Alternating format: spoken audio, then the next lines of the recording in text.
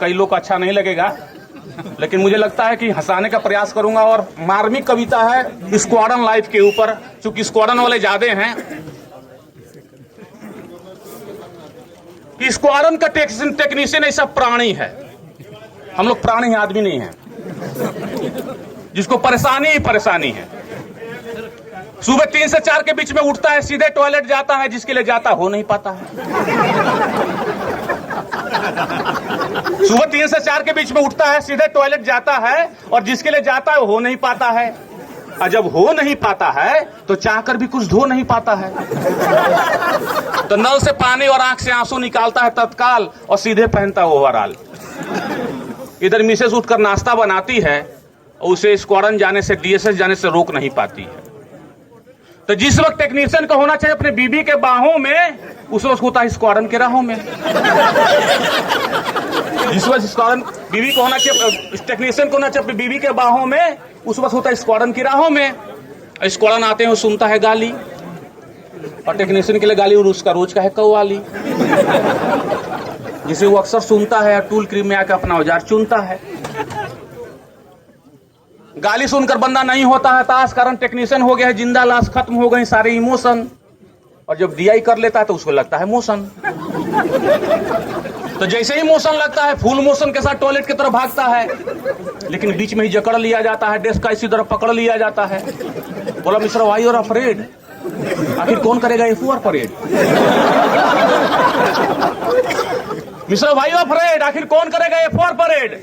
मैं बोला sir emergency call. बोला मिश्रा नौ बहाना है टाल, तुमसे पहले विष्णु भी यही कहकर भागा है। मैं बोला सर वो छुआ सीटी का, इसलिए आधा घंटा पहले जागा है। और यही तो खलता है कि सुबह 4 बजे कुछ भी नहीं निकलता है। खैर कुछ देर के लिए बंदा टॉयलेट में होता है मौन, तभी देश का माइक होता है on. Pilots are coming please pay attention. इस तरह बना का बना रह जाता कॉन्स्टिपेशन।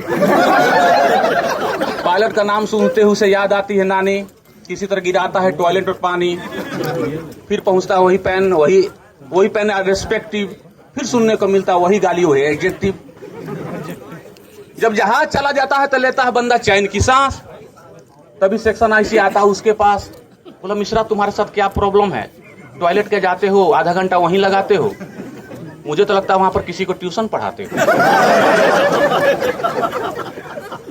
खैर टीआरएस करते धरते 2 बज गए, बताती है घड़ी की सुई।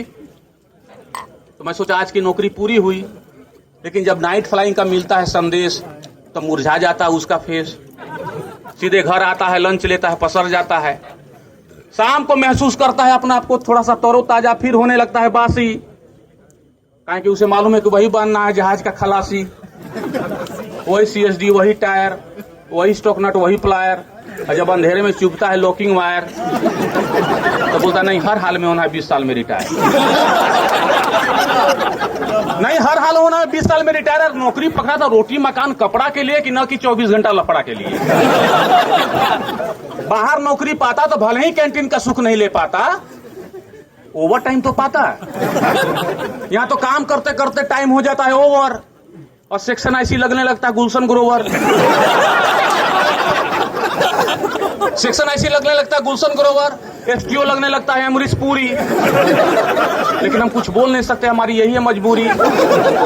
क्योंकि फौजी फौज में आते हैं पेट के मार से, या फिर देश के प्यार से। कोई जमाने की बुराई सह नहीं पाया, कोई बाहर की रह नहीं पाया। पर इतना कहूंगा कि बाहर के दुनिया से हम टेक्नीशियन बहुत अच्छे हैं, क्योंकि ईमानदार हैं, सहनशील है, सच्चे हैं। बाहर की निगाह में फौजी अवश्य हैं, पर देश के सबसे जेन्युइन मनुष्य हैं, देश के सबसे जेन्युइन मनुष्य हैं, देश के सबसे जेन्युइन मनुष्य हैं। धन्यवाद।